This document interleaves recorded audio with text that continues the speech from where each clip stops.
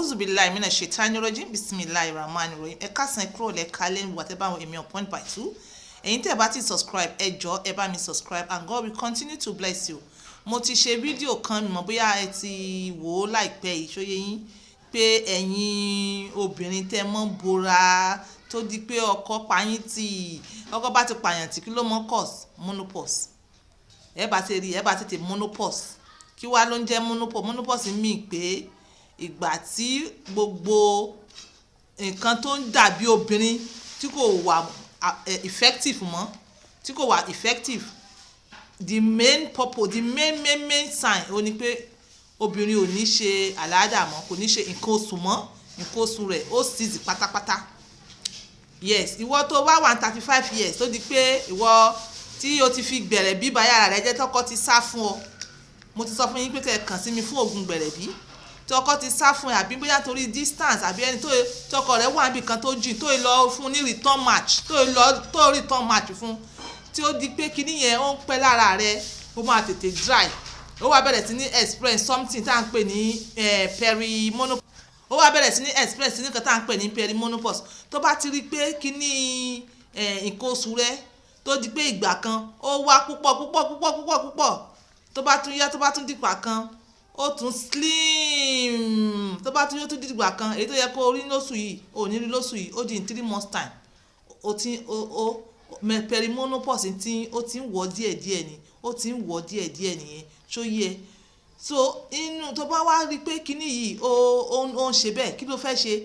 It is either bóyá kó change àwọn diet yẹ kó dẹ̀ ṣe kíní kó súnmọ́ aláàjì gbogbo rubbish tẹ́lẹ̀ rárá wá aláàjì lọ kí ẹ ṣe kíní léra wọn kó mọ sábà mọ ṣe.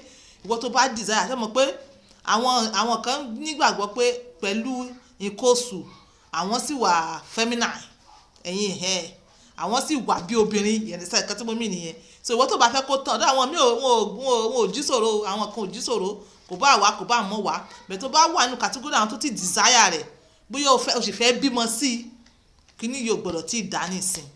So o ní láti Google àbí kó pè further sí àwa yìí pé irú kí ni mo fẹ́ lè mọ̀ jẹ. Mo lè sọ kó tó di pé mo finish topic yìí kí ni mo lè fẹ́ mọ̀ jẹ àmọ́ ìbálòpọ̀ pẹ̀lú ọkọ rẹ ó ṣe kókó torí pé kí ni tí menopause bá ti dé ṣóyé yín tó bá wá tí menopause wá dé finally kí ló máa kọ́kọ́ experience ó ní pé menstruation máa stop ó máa stop then ẹ máa wá experience kíní kan tó ń pè ní hot flushes pé ara kan máa gbóná inú kan máa bíyàn unnecessarily ṣóyé yín. Then kí ni the next one tó máa experience ni pé wọ́n máa experience dryness ní ibi ìsàlẹ̀ níbi abẹ́ á bẹ̀rẹ̀ sí ní experience dryness gbogbo walls á bẹ̀rẹ̀ sí ní thin tó jẹ́ pé tó bá ti thin báyìí ẹ̀ẹ̀kan once in a while tó bá wá ṣe ìbálòpọ̀ pẹ̀lú ọkọ rẹ ó máa fún ẹ ní irritations ó máa scratch ó máa bruise ó máa fún ẹ ní àwọn wound díẹ̀díẹ̀ tó jẹ́ pé o ní láti wá mọ treat ẹ̀ ìwọ náà ti mọ̀ pé o ti wọ menopause nìyẹn. So tí obìnrin bá wá ti wọ menopause ṣóyé yín 5 years 10 years after menopause kí ni the next tí wọ́n máa experience ó máa experience kan tá à ń pè ní loss of bone. Kí ni àwọn eléyìnbó ń pè ní loss of bone náà ẹ̀yin tèmi kí ni wọ́n ń pè ní loss of bone? Ó ní osteoporosis ẹ̀yin tèmi ẹ̀yin náà ẹ mọ̀ that is loss of bone. Tó bá ti di pé obìnrin bá ti wọ menopause 5 years or 10 years ṣé ó yẹ yín ó máa experience the loss of bone but kò kí ń ṣe pé sharp ó máa jẹ́ very slow. Tó bá kọ́kọ́ nígbà ó máa kọ́kọ́ bẹ̀rẹ̀ like 0.2% ó lè mọ́ wà noticeable but as the years goes by ó náà máa wọ pé kí ni waist máa ń dùn mí ẹ̀yìn máa ń dùn mí ẹsẹ̀ máa ń kan mí àwọn bone yẹn ó tún lost nìyẹn àwọn bone ó ti ń lost nítorí pé kí obìnrin tó wọ 35 years àwọn bone tó lost ó ní orí ọ̀fẹ́ àti build wọn padà. Tó bá wá ti di after menopause after 35 years kò ní build wọn mọ́ kò ní build àwọn lost bone yẹn mọ́ after 35 before 35 years obìnrin ó sì lè build àwọn lost bones ẹ̀ by the time she is 35 and above kò ní build àwọn lost bones yẹn mọ́. By the time she is 45 years old, you understand, loss of bone bẹ̀rẹ̀ sí ó máa bẹ̀rẹ̀ sí ní surface. Òun náà máa bẹ̀rẹ̀ sí ní notice pé ara ẹ̀yìn kíkan, waist kíkan, ribs ó máa bẹ̀rẹ̀ sí ní express fractures níbi hips, you understand. So but wọ́n ní àwọn kankan wà tá a lè máa jẹ tó lè help àwọn bones wa. Tó yẹ nǹkan kan wà tó lè tá a lè máa jẹ ó máa help estrogen level. But síbẹ̀síbẹ̀ náà it has its own disadvantage because lot of estrogen intake ó lè cause cancer. You have to balance your diet. So therefore ẹ máa lọ sí àwọn ọ̀dọ̀ àwọn tó mọ̀ ń pẹ̀ bí wọ́n ṣe ń fún yín ní estrogen intake tá a pè ní estrogen therapy, bẹ́ẹ̀ náà ni wọ́n máa ṣe máa fún yín ní anti-cancer. So yẹ yín wọ́n máa fún yín ní anti-cancer rẹ̀. Ẹ need láti lọ sọ́dọ̀ àwọn doctor tó mọ̀ nípẹ̀. Then síbẹ̀síbẹ̀ ẹ máa lo calciums, foods that are good in calciums tó máa build àwọn bones. Obìnrin máa ń lose the bone ju ọkùnrin lọ, ìwádìí fi yé wa bẹ́ẹ̀ nítorí pé àwọn ọkùnrin wọ́n ní stronger and wider bones. Stronger and wider bones yìí òun ló help wọn ní tó fi build up bone hormone wọn. But by the time tó máa wá fi di 75 years tó ọkùnrin bá ti wà ní 75 years tí obìnrin náà wà ní 75 years, rate of losing their bone the same rate ni but effect pé èèyàn lose the bone ó máa ń show dáadáa lára obìnrin ju ọkùnrin lọ.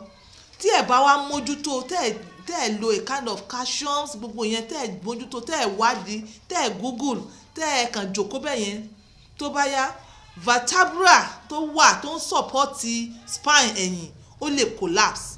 Tó bá collapse ìgbà yẹn lẹ máa rí pé àwọn ẹlòmíì ẹ rí pé àwọn obìnrin míì àbáwọn ọkùnrin míì wọ́n bend nítorí pé kí ni maybe because of the food they take.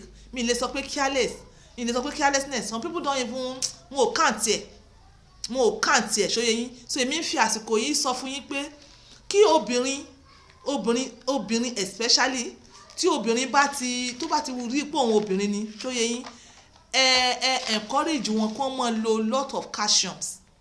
Ẹ lọ google kí ni wọ́n àwọn calciums food. Nǹkan tí mo lè rí pé tó good nínú calciums ni milk ṣóyè yín, fish ó good in calcium àti àwọn bẹ́ẹ̀ lọ ṣóyè yín. Then mo ń sọ̀rọ̀ estrogen lẹ́ẹ̀kan. Àwọn oúnjẹ tó dáa fún estrogen ó ní a lè sọ wípé rídí ẹmọ rídí kìíní kan tó dàbí ẹ̀gúsí kíkíkíkíkíkí báyìí ó dáa. Soya beans ó dáa ṣóyè yín.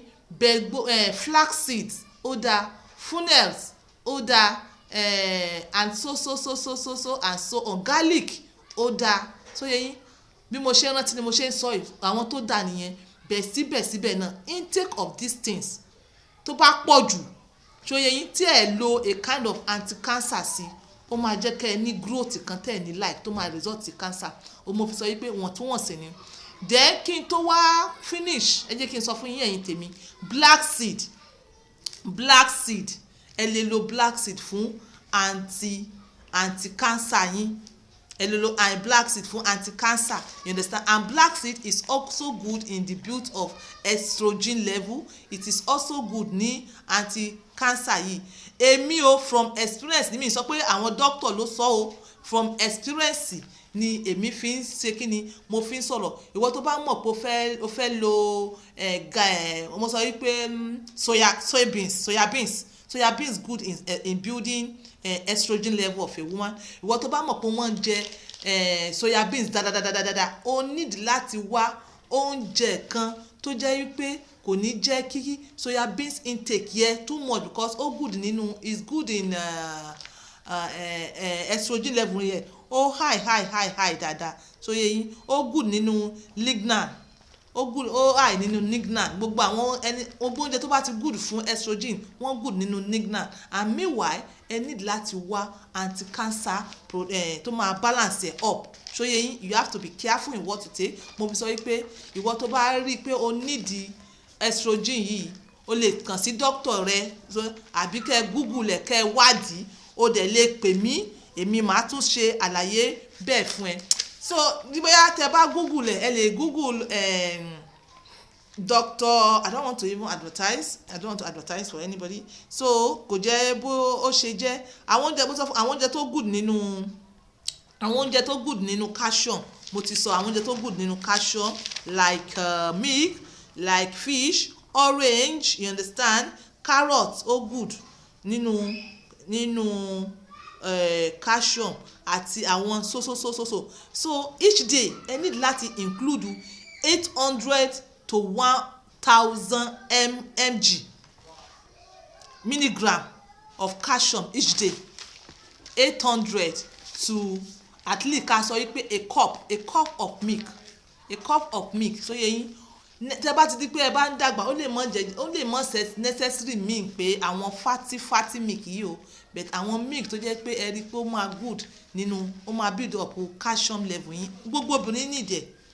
We seriously need it ṣe mọ̀ pé estrogen ní ìgbà tá a wà active tí obìnrin wà ní active age tí estrogen level ẹ̀ high ṣe mọ̀ pé wà lára àwọn kan tó ń protect bone tó bá ti di pé obìnrin bá ti wọ menopause ṣó yẹ yín tó ti di pé estrogen yẹn tó ti diminish ìgbà yẹn ni osteoporosis ló mọ ráyè wáyé ṣó yẹ yín but àwọn doctor kan ó fi yé wa pé a long intake of estrogen intake for a long time 5 to 10 years after menopause pé ó lè help bone loss kò ní jẹ́ kẹ́ experience bone loss kò ní jẹ́ kẹ́ experience heart attack kò ní jẹ́ kẹ́ experience lot of wrinkles, you understand, ó máa jẹ́ kí ẹ remain young at your heart, gbogbo dryness of abẹ́ kò ní jẹ́ kẹ́ experience ẹ̀ tẹ́ bá lo estrogen